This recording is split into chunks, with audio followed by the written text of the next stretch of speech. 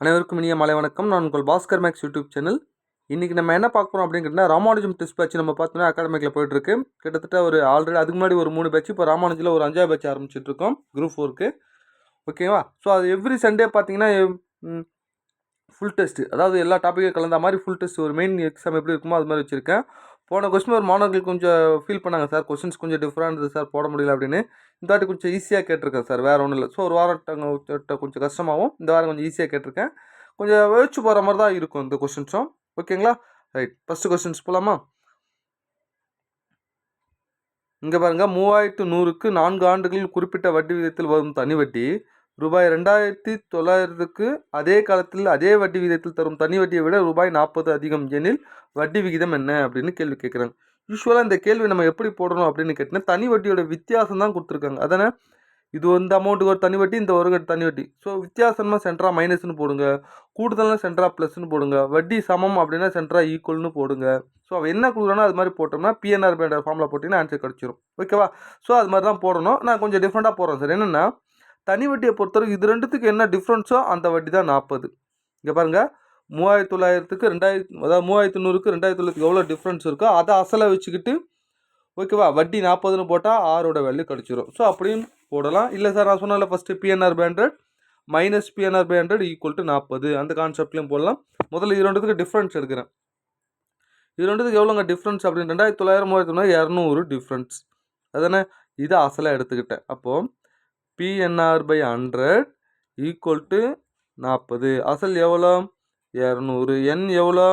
4 வருடம். ஆர் தெரியாது, அதான் கண்டுபிடிக்கிறேன். ரெண்டுத்துக்கும் ஒரே ஆர் தான், ஈக்குவல் டு 40. ஓகேவா? இங்கே பாருங்கள், 2 0 2 0 கேன்சல் ஆகிடுச்சா?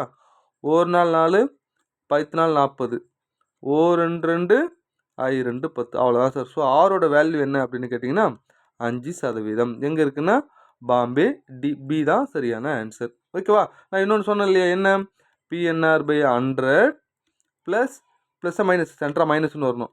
PNR by 100 equal to 40. இங்கே பிக்கு எவ்வளோ வரும்? 3900ன்னு வரும். இங்கே என் எவ்வளோ? 4. ஆர் அதே ஆர் தான், ரெண்டுத்துக்கு சேம் ஆர் தான். இதுலேருந்து ஆரை வெளியே எடுத்துக்கிட்டு இது சிம்பிளை பண்ணிங்கன்னா ஆறு கொண்டு வந்தீங்கன்னா அதே ஆருக்கு 5 தான் வரும். இதை நான் ஷார்ட்கட்டில் போட்டிருக்கேன், பார்த்துக்குங்க. ஓகேவா? நெக்ஸ்ட்டு நல்லா கவனிங்க.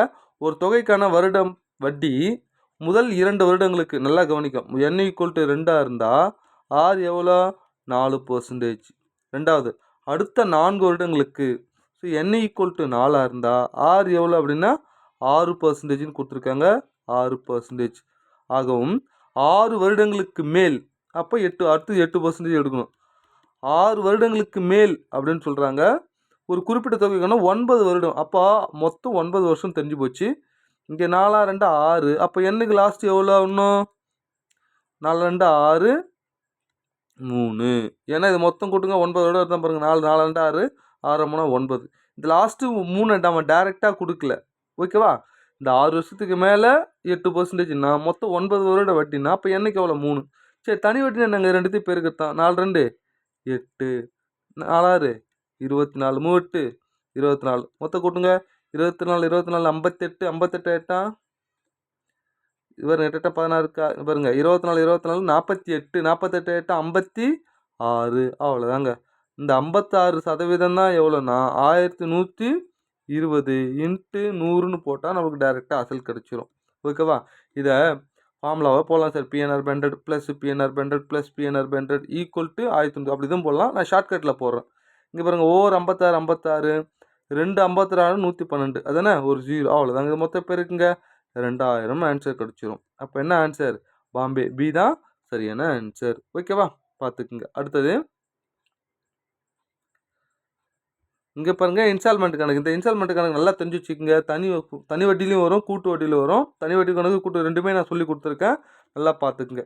இங்கே பாருங்கள், 4 வருடத்திற்கு பிறகு 848 4% ஆண்டு தனி வட்டியில் இருக்கும் தொகை ஒவ்வொரு ஆண்டுக்கும் எவ்வளவு சமமான தொகையை செலுத்தினால் அந்த கடன் தொகை முழுவதுமாக அடைந்து விடும் அப்படின்னு கேள்வி கேட்குறாங்க. அப்போ ரேட் ஆஃப் இன்ட்ரெஸ்ட் எவ்வளோ? 4.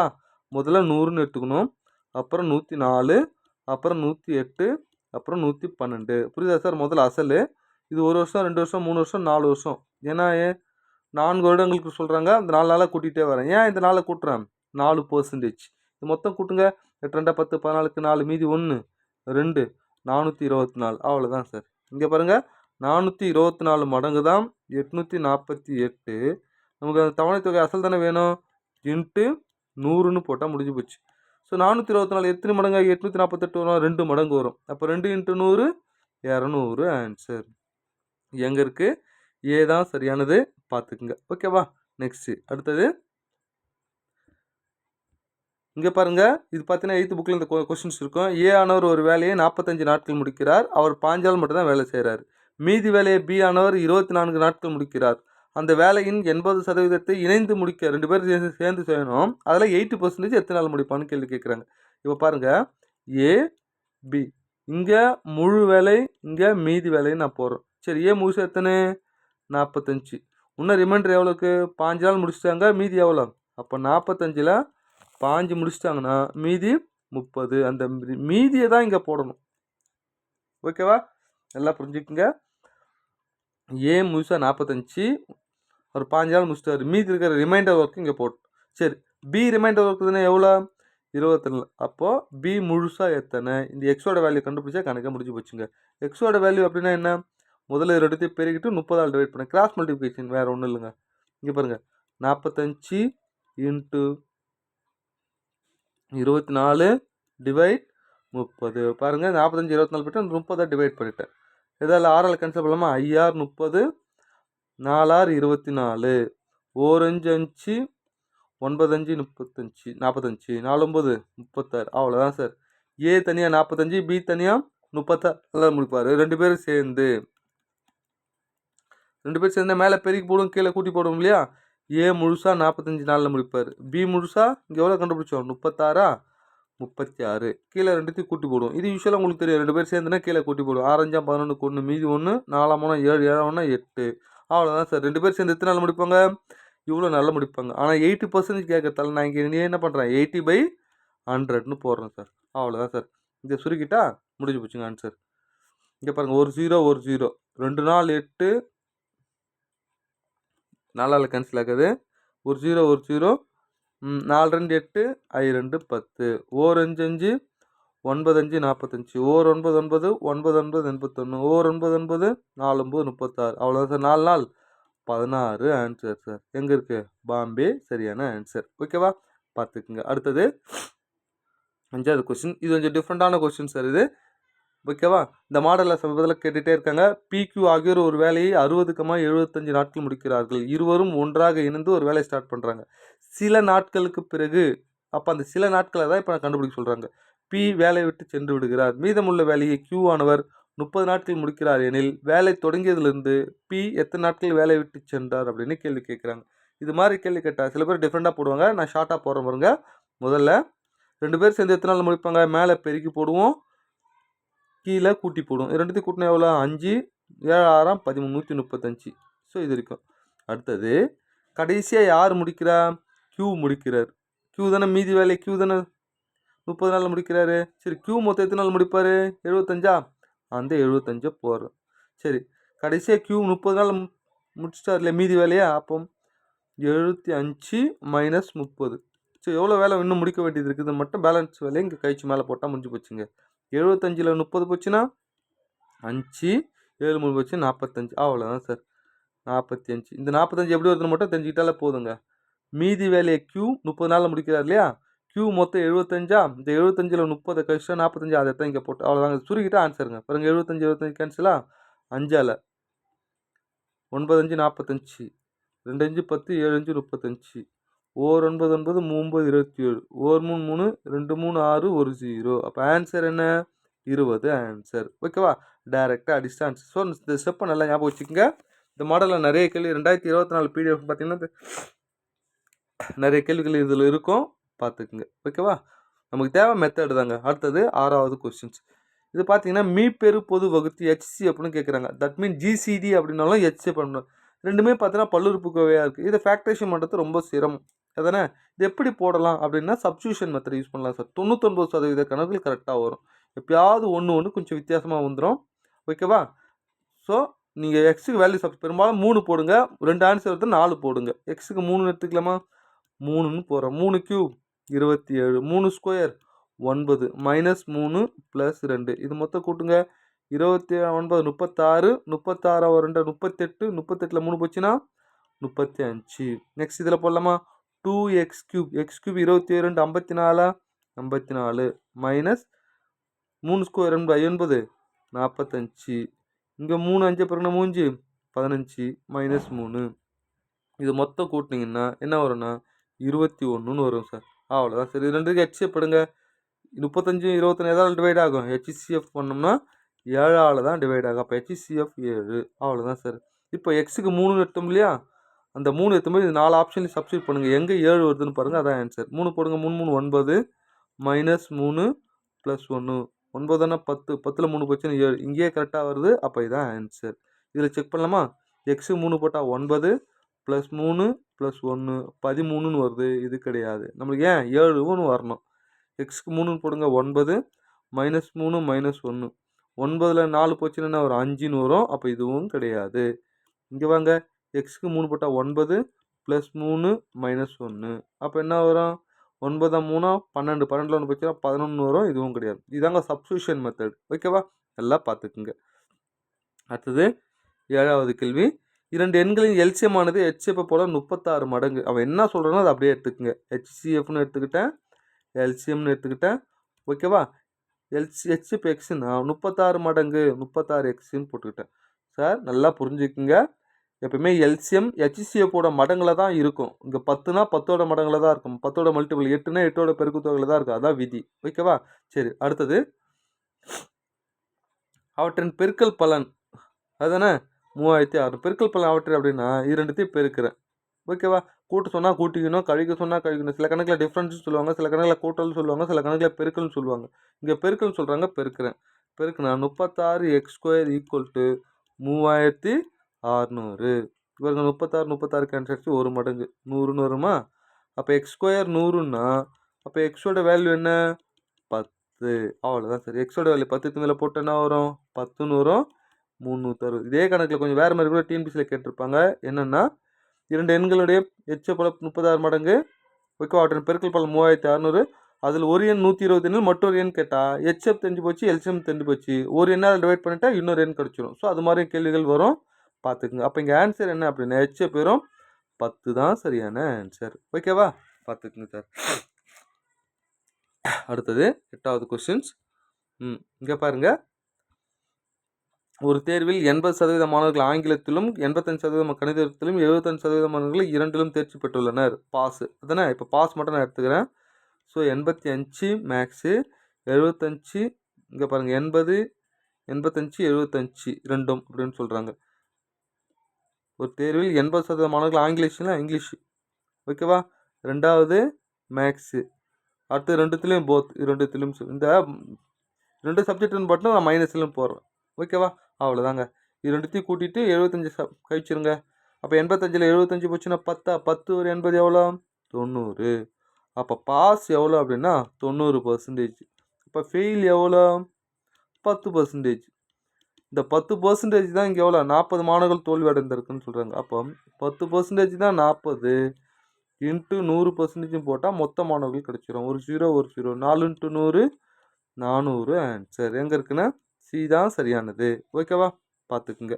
ஸோ எவ்ரி சண்டே வந்து ஃபுல் டெஸ்ட் நடக்குங்க, பார்த்துக்குங்க. அடுத்தது ஒரு பொருளின் விலை முதலில் 10%ஆகவும் பின்னர் மீண்டும் 20%ஆகவும் அதிகரிக்கப்பட்டது. கடைசியாக உயர்த்தப்பட்ட விலை 33ஆக இருந்தால் அசல் விலை என்ன அப்படின்னு கேள்வி கேட்குறாங்க.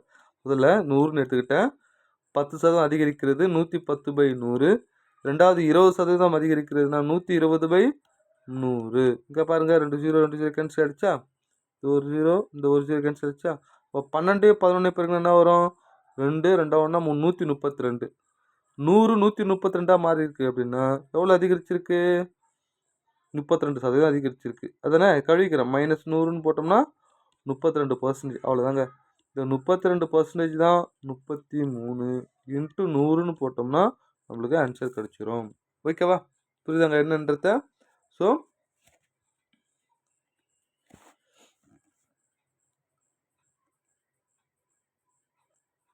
இங்கே பாருங்கள், இங்கே 33 என்ன கொடுத்துருக்காங்கன்னா கடைசியாக உயர்த்தப்பட்ட விலை 33. அப்போ கடைசியாக வரது தான் 33. நம்ம டிஃப்ரென்ஸே எடுக்க தேவையில்லை.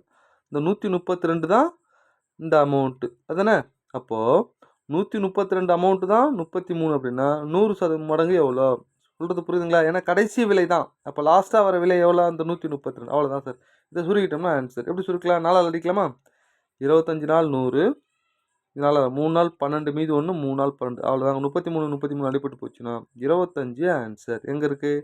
ஏ தான் சரியானது, பார்த்துக்குங்க. ஓகேவா? அடுத்தது 3 கார்களின் வேகங்கள் விகிதம் கொடுத்துட்டாங்க. அதே தூரம் பயணிக்க அவை எடுத்துக்கொள்ளும் நேரங்களுக்கு இடையான விகிதம் என்னென்னா, ஸ்பீடு என்னவோ நேரம் குறையும். அப்போ இதோட தலைகீழ் விகிதம் கண்டுபிடிச்சா முடிஞ்சு போச்சு. அதனால் தலைகீழ் விகிதம் என்ன? நல்லா புரிஞ்சுக்குங்க. ரேஷியோவில் ரெசிப்ரோக்கல் ரேஷியோ தலைகீழ் விகிதம் என்ன? முதல்ல மறைச்சிக்கிட்டு மற்ற ரெண்டுத்தையும் போயிருக்குங்க. அதான் தலைகீழ் விகிதம். 4 6 24. ரெண்டாவது வேணா ரெண்டாவது மறைச்சிட்டு மற்ற ரெண்டுத்தையும் பெருக்கிறேன். 5 6 30. மூணாவது வேணா மூணாவது மறைச்சிட்டு மற்ற ரெண்டுத்தையும் பெருக்கிறேன். 4 5 20. சரி, இது முதல் எதில் அடிக்கலாம்? 4 அடிக்கலாமா? 6 நாள் 4 அடிக்க முடியாது, 2ஆல் அடிக்கலாம். 12 24, 5 2 30, 12 20. ஏன்னா 4ஆல், ஏன்னா 30 4ஆல் கேன்சல் ஆகாது இல்லையா? அப்போது டி தான் சரியான ஆன்சர். ஓகேவா? பார்த்துக்குங்க. அடுத்த 11வது கேள்வி. ஒரு வட்ட வடிவ பூங்காவின் சுற்றளவு நல்லா புரிஞ்சுக்குங்க. இது மாதிரி தான் கொஸ்டின்ஸ் வரும். டேரெக்டாக இல்லாமல் வட்டத்துள்ள சுற்றளவு கொடுத்துட்டாங்க. என்ன ஃபார்முலா சுற்றளவு? 2πr = 352. ஓகேவா? இதுலேருந்து ஆரோட வேல்யூ கண்டுபிடிச்சாதான் பரப்பளவு வேல்யூ நம்ம போட முடியும். அப்போ 2 × 22/7 × r = 352. இங்கே பாருங்கள், 11 கேன்சல் பண்ணலாமா? 2 11 22, 3 11 33, மீதி 2 11 22. 2 2 16 2 22, 2 2 8 2 16. அப்போ ஆரோட வேல்யூ வேணும்னா கீழே இருக்கிற 7, அங்கே 8 8 56. அவ்வளோதான் சார். ஓகேவா? முதல்ல பரப்புன்னு கேட்டால் இது எது 11ஆல் டிவைட் ஆகுதுன்னு கூட வச்சு போட்டு ஆப்ஷன் வச்சு போட்டலாம். 11ஆல் டிஃப்ரென்ஸ் ஆட் பண்ணி பார்த்து 1 விட்டு 1 கூட்டி பார்க்கணும். டிஃப்ரென்ஸ் 0 அல்லது 11 வரணும், அப்படியும் போடலாம். ஓகேவா? இங்கே பாருங்கள், πr ஸ்கொயர் தானே பரப்பு கேட்குறாங்க. πr ஸ்கொயர், பையோட வேல்யூ 22/7 × 56 × 56, 1 7 8 56. அவ்வளோதான் சார். இது 3த்தையும் பெருக்கிட்டால் முடிஞ்சு போச்சுங்க. 22 × 8 × 56. என்ன ஆன்சர்னா 98 56 அப்படின்னு வரும். எங்கே இருக்குது பாருங்க, 98 56. டி தான் சரியானது. ஓகேவா? பார்த்துக்குங்க. அடுத்தது இது 10th புக்கில் இருக்கிற கொஸ்டின்ஸு. 2 கூம்புகளின் கன அளவுகளின் விகிதம் வால்யூம் 1 வால்யூம் 2 அவற்றின் முதல் கூம்பின் உயரம் இரண்டாவது கூம்பின் உயரத்தை போல 2 மடங்கு. உயரத்தை ரேஷியோ எடுக்கிறேன். h1 ratio h2. இரண்டாவது கூம்பின் உயரம் முதல் கூம்பின் உயரத்தை போல 2 மடங்கு. அப்போ இது 1ன்னா இது எவ்வளோ? 2. புரியுதுங்க? இது 1 2 அப்படின்னு அவ்வளோதான் சார். இப்போ இதை இங்கே வால்யூம் எவ்வளோ? முதல்ல ஷார்ட்கட்டில் போகிறோம் பாருங்க. 2:3 எடுத்துக்கிட்டேன். இங்கே 1:2 எடுத்துக்கிட்டேன். அப்படியே கிராஸ் மல்டிப்ளை பண்ணுங்க. 2 2 4 1 3 3. ரெண்டுத்துக்கு ஸ்கொயர் எடுங்க. √4 √3. அப்போ 2:√3. எங்கே? ஏ தான் சரியானது. இல்லை சார் எனக்கு ஃபார்முலா வச்சு போட்டு காடுங்க அப்படின்னா, இங்கே பாருங்கள், கூம்போட கனளவு ஃபார்முலா என்ன அப்படின்னு கேட்டிங்கன்னா 1/3 πr² h டிவைட் 1/3 πr²h. இதோட ரேஷியோ என்ன அப்படின்னா = 2/3. இங்கே பாருங்கள், 1/3 பை கேன்சல் ஆகிடுச்சு, 1/3 பையு கேன்சல். இப்போ R1 H1 R2 H2. இங்கே H1 H2 ரேஷியோ இங்கே இருக்குல்ல 1:2. நான் அதை இங்கே போட்டோம்னா ஆன்சர் முடிஞ்சு போச்சுங்க.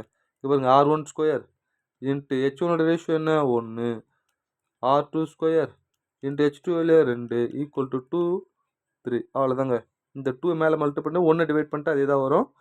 அப்போது இங்கே 4ன்னு வருமா? 4/3. லெஃப்டில் ஸ்கொயர்னு இருக்கா?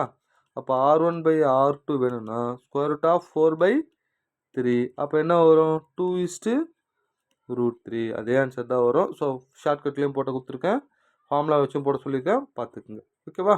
நெக்ஸ்ட் அடுத்தது ஏபியில் ஒரு கணக்கு சார். இது 10th புக்கில் இருக்கிற கேள்வி. இது வரைக்கும் முன்னாடி கேட்டுருக்கேங்க. ஒரு தெருவில் உள்ள வீடுகளுக்கு 1 முதல் 49 தொடர்ச்சியாக கதை விளக்கம் வழங்கப்படுகிறது. இப்போ முதல்ல ஒரு வீடு, ரெண்டாவது ஒரு வீடு, மூணாவது வீடு, இது மாதிரி எத்தனை இருக்கா? 49 வீடு வரைக்கும் இருக்குது. ஒரு செந்தில் வீடு இடையில இருக்குங்க. செந்திலோட வீடு இடையில இருக்குது.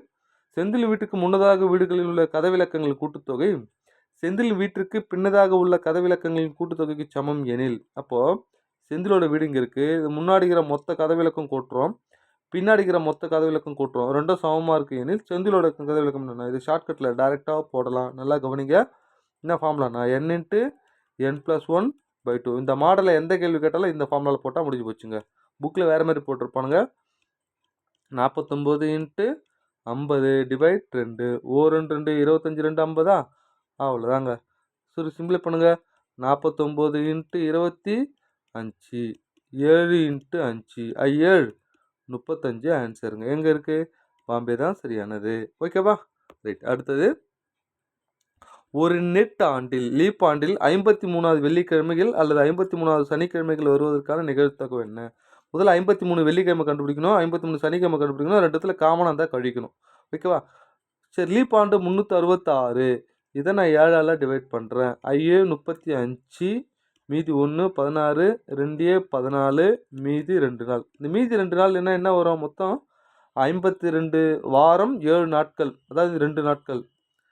லீப் ஆண்டுனா 366 இல்லையா? 52 வாரம் ஒரு 2 நாள் மீதியாக இருக்குது. 53வது வெள்ளிக்கிழமை தானே. அப்போ நம்ம இதை விட்டுலாம், இதில் வர 2 நாள் மட்டும் எடுத்துக்கலாம். அந்த 2 நாள் என்ன வரலாம் அப்படின்னு கேட்டிங்கன்னா, இப்போ பாருங்கள், ஞாயிறு திங்கள், திங்கள் செவ்வாய், செவ்வாய் புதன், புதன் வியாழன், வியாழன் வெள்ளி, வெள்ளி சனி, சனி ஞாயிறு. அவ்வளோதாங்க. இதில் இங்கே பாருங்கள், வெள்ளிக்கிழமை எத்தனை இடத்துல பாருங்க? வியாழன் வெள்ளி, வெள்ளி சனி 2 வருதா? அப்போ 2/7. ஏன் 7 போகிற மொத்தம் பாருங்கள், 1 2 3 4 5 6 7. இப்போ அடுத்து பாருங்கள், சனிக்கிழமை வருவதற்கான, அப்போ இதே தான். அப்போ சனிக்கிழமை எத்தனை இடத்துல வரும்? வெள்ளி சனி, சனி ஞாயிறு 2/7. இது ரெண்டுத்துலேயும் காமனாக வருதுன்னா, இந்த வெள்ளி சனி ரெண்டுத்துலேயுமே காமனாக வரும் பாருங்கள். இதுலேயும் சேர்க்கும்போது வரும், அதில் அப்போ -1/7. அவ்வளோதாங்க. கீழே காமனாக 7 2 2 4 4 1 போச்சுன்னா 3/7 தான் சரியான ஆன்சர். ஓகேவா? பார்த்துக்குங்க. அடுத்தது, இந்த கேள்வி கொஞ்சம் நல்லா கவனிங்க. ஒரு பிரிட்டிஷ் ஏர்லைன்ஸ் விமானம் சென்னையிலேருந்து லண்டன் செல்ல பயண நேரம் மொத்தம் 11 மணி நேரம் எடுத்துக்குதுங்க. ஓகேவா? மொத்தம் எத்தனை மணி நேரம்? 11 மணி நேரம் ட்ராவல்ஸு சென்னையிலேருந்து லண்டன் போகிறதுக்கு. ஓகேவா? தனது பயணத்தை ஞாயிற்றுக்கிழமை நல்லா கவனிக்கணும். சண்டேல 23:11 அப்படின்னு என்ன அர்த்தம்? 23:30 அர்த்தம். ரயில்வே டைம் 23 12 கழிச்சா 11:30. அப்போ நைட்டு 11:30 அதுதானே பிஎம்முக்கு கிளம்புது. நைட்டு தானே 11:30க்கு, 12 வந்தால் அது ஏஎம். சரி, மொத்தம் சென்னையினோட திட்ட நேரம் லண்டன் திட்ட நேரத்தை விட 4.5 மணி நேரம் முன்னதாகவே இருக்கும் எனில், முன்னாடியே போயிடுது. அப்போது மொத்தம் 11 மணி நேரம் பயணம் தரணும். 4.5 மணி நேரம் முன்னாடி அப்படின்னா 11ல் 4.5 கழிச்சிருங்க. இங்கே பாருங்கள், 11ல் 4:30 கழிங்க. 30 11 4 போச்சுன்னா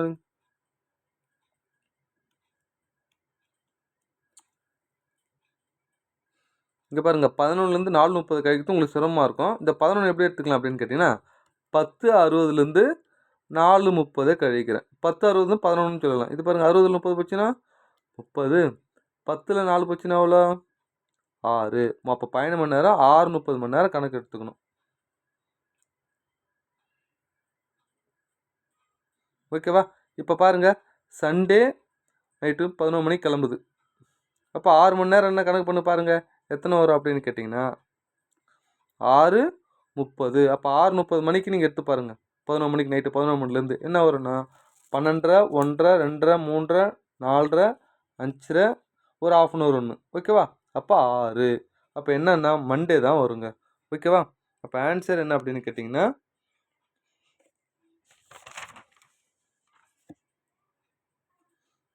ஸோ 6 மணி மண்டே சரியான ஆன்சர். ஸோ ஏ தான் சரியான. இது 10th புக்கில் இருக்கிற கொஸ்டின்ஸ்மா பார்த்துக்குங்க. அடுத்தது, இப்போ 15 கொஸ்டின்ஸ் மேக்ஸ் போயிடுச்சு. அடுத்த ரீசனிங்கில் 10 கொஸ்டின்ஸ் வருது. இங்கே பாருங்கள், இது மாதிரி ஒரு கொடுத்துட்டு கீழ்கண்டவற்றில் எது சரி அப்படின்னு கேட்குறாங்க. அவன் கொடுத்ததை வச்சு நம்ம என்ன பண்ணணும்? முதல்ல படம் பண்ணணும். சாருவை விட ஹரிஷ் உயரமானவர், ஆனால் ராஜியை விட குள்ளமானவர். ஸோ இது மாதிரி கேள்வி கேட்கும்போது இது மாதிரி படம் போடுங்க. 3 எதுனே? இப்போ சொல்லுங்கள், சாருவை விட ஹரிஷ் உயரமானவர். ஹரி, இங்கே பாருங்கள், ஹரி இங்கே சாருவை விட உயரமானவர், ஆனால் ராஜுவை விட குள்ளமானவர். இது ராஜு. புரியுதாங்க? நெக்ஸ்ட்டு, சாருவும் திலீப்பும் சமமான உயரம். அப்போ இது ரெண்டும் ஈக்குவலாக அப்படியே போட்டேன். இது யார்? திலீப்பு. எதுனே? அடுத்தது, அசோக்கு நம்மளாம் கவனிங்க, சாருவும் திலீப்பும் சமமான உயரத்தில் இருக்கிறார்கள், ஆனால் அசோக்கை விட உயரமானவர்கள் அப்படின்னா அசோக்கை விட, நான் அசோக் இங்கே அடுத்தது போட்டுக்கிறேன். இவங்க 2 பேரும் சமம். ஆனால் அசோக்கை விட உயரம் அப்படின்னு சொல்கிறாங்க. அப்போ அசோக் இங்கே போட்டு. ஓகேவா? இப்போ திலீப் குறித்த கூற்றுகளில் கீழ்கண்டவற்றில் எது சரியானது அப்படின்னு கேள்வி கேட்குறாங்க. ஓகேவா? இப்போ 4த்தையும் நான் படிக்கிறேன். இப்போ நல்லா கவனிங்க, எது சரின்னு பார்க்கலாம். ஹரிஷும் திலீப்பும் சமம் உயரம் உடையவர்கள். இது ஹரிஷ், இது திலீப். சமமாகுதா? இல்லை, ஹரிஷ் உயரம். அப்போ முதல் கூற்று தவறு. திலீப்பு ஹரிஷை விட குள்ளமானவர். திலீப்பு ஹரிஷை விட குள்ளமானவர். கரெக்டு தானே? இது கரெக்டு. ரெண்டாவது, திலீப்பு சாருவை விட குள்ளமானவர். திலீப்பு சாருவை விட குள்ளமானவர் கிடையாது. 2 பேரும் ஈக்குவல் வைஸிங். ஏன்னா இங்கே பாருங்கள், 2 பேரும் ஈக்குவல். அப்போ இதுவும் தவறு. திலீப் ராஜுவை விட உயரமானவர். திலீப் ராஜுவை விட குள்ளமானவர் தான் இருக்குது, உயரமானவர்கள். ஏன்னா ராஜு தான் இருக்கிறதுல உயரமானவர். அப்போ இதுவும் தவறு. அப்போ என்ன ஆன்சர்? பி தான் சரியானது. ஓகேவா? பார்த்துக்குங்க. அடுத்தது, கீழ்கண்ட கொடுக்கப்பட்ட படத்தில் எத்தனை நேர்கோடுகள் உள்ளன அப்படின்னு கேட்குறாங்க. நேர்கோடுகள்னால் என்ன பண்ணணும்னா, நம்ம படத்தை அப்படியே வரையணும். வரைஞ்சாதான் நேர்கோடுகள் தெரியும். 1 2 3 பாருங்க, 4 5 6 7 8 9. அடுத்தது பாருங்க, 10 11. அவ்வளோதாங்க. இதை வரைஞ்சிட்டா 12ன்னு வரும். இல்லை கோடு, அப்போ 11 தான் சரியானது. இதாங்க நேர்கோடுகள். ஓகேவா? அப்போ பி தான் சரியான ஆன்சர். நெக்ஸ்ட்டு, இது ஒரு டிஃப்ரெண்ட்டான கொஸ்டின் சார். 8th புக்கில் இந்த கேள்வி இருக்கும். ஓகேவா? 6வது 7வது 8வது புக்கில் இன்ஃபர்மேஷன் ப்ராசஸிங் அப்படின்னு தகவல் செயலாக்கம்னு சொல்லிட்டு அதில் இருக்கிற ஒரு கொஸ்டின்ஸு. சாந்தியிடம் 5 சுடிதார்களும் 4 கவுன்களும் உள்ளன எனில் எத்தனை விதமான வழிகளில் சாந்தி ஒரு சுடிதாரையோ அல்லது ஒரு கவுனையோ அணிந்து கொள்ள முடியும்? அல்லதுன்னா ஏதாவது ஒன்று தான். மற்றும் சொன்னால் இது அல்லது 2 2 அணிய முடியாது இல்லையா ட்ரெஸ்ஸு. அப்போ அல்லதுன்னு சொல்லும்போது 2த்தையும் ஆட் பண்ணிக்கிறோம். 5 நாளாம் 9 தான் சரியான ஆன்சர். சில பேர் பெருக்கு போடுவாங்க, தவறு. அடுத்து 19வது கேள்வி, தகவலை படித்து இதுக்கு ஆன்சர் பண்ணணும். ஓகேவா? இப்போ பாருங்கள், ஒரு பள்ளியில் 5 ஆசிரியர்கள் ஒன்று, ஏவும் பியும் ஹிந்தியும் ஆங்கிலமும் அப்படின்னு சொல்கிறாங்க. நல்லா கவனிங்க, ஏவும் பியும் ஹிந்தி, ஓகேவா, இங்கிலீஷ். அடுத்தது சியும் பியும் ஜாகிரஃபி இங்கிலீஷு. இங்கே பாருங்கள், இங்கிலீஷு ஜாகிரஃபி அப்படின்னு சொல்கிறாங்க. அடுத்தது டியும் ஏவும் மேக்ஸு. ஏவும் டியும் என்னது? மேக்ஸும் ஹிந்தியும். அடுத்து லாஸ்ட்டு பாருங்கள், பியும் ஈயும். பியும் ஈயும் என்ன சொல்கிறாங்க? ஃப்ரெஞ்சும் ஹிஸ்ட்ரி. History French. இப்போ இதில் பாருங்கள் என்ன கேட்குறாங்க, யார் அதிக எண்ணிலான பாடங்களை கற்றுறீங்கன்னா இதில் எது அதிகமாக பாருங்கள், பி பாருங்கள், இங்கிலீஷு ஹிந்தி, இங்கிலீஷு ஜாகிரஃபி. அப்போ 3 ஜாகிரஃபி வந்துச்சு. அது பாருங்கள், இங்கிலீஷ் வந்துச்சு, ஜாகிரஃபி ஹிந்தி வந்துச்சு. அடுத்தது ஹிஸ்ட்ரி ஃப்ரான்ஸ். அப்போ பி தான் அதிகமாக வருது. அப்போ என்னது? பி தான் சரியானது. ஓகேவா? பார்த்துக்குங்க. அடுத்தது 20வது கொஸ்டின்ஸ். ஸோ இந்த சீக்வன்ஸில் அடுத்தது என்ன அப்படின்னு கேட்குறாங்க. இது நல்லா பாருங்கள். ஓகேவா? OPQRST ஏபிசிடி லைனாக வருது. அப்போ இங்கே முன்னாடி என்ன வரும்? எம்மு என்னு OPQR. அடுத்து இது பாருங்கள், 7 ஸ்கொயர் 8 ஸ்கொயர் 9 ஸ்கொயர் 10 ஸ்கொயர். இது இந்த பக்கம் ரிவர்ஸில் 11 ஸ்கொயர் 12 ஸ்கொயர். அடுத்தது 13 ஸ்கொயர், இங்கே 14 ஸ்கொயர். அப்போ என் 169, எம் 14 14 194 196 அப்படின்னு கிடைச்சிரும். 20 ஏ தான் சரியான ஆன்சர். அடுத்தது 21வது கொஞ்சம் டிஃப்ரெண்டான கணக்கு இது. ஒரு குடும்பத்தில் திருமணம் ஆகாத 5 சகோதரர்கள் உள்ளனர். நல்லா கவனிங்க. ஒரு ஃபேமிலி இருக்குது, ஒரு அப்பா ஒரு அம்மா, 2 கூட போட்டேன். இதில் 1 2 3 4 5 சகோதரர்கள் இருக்காங்க.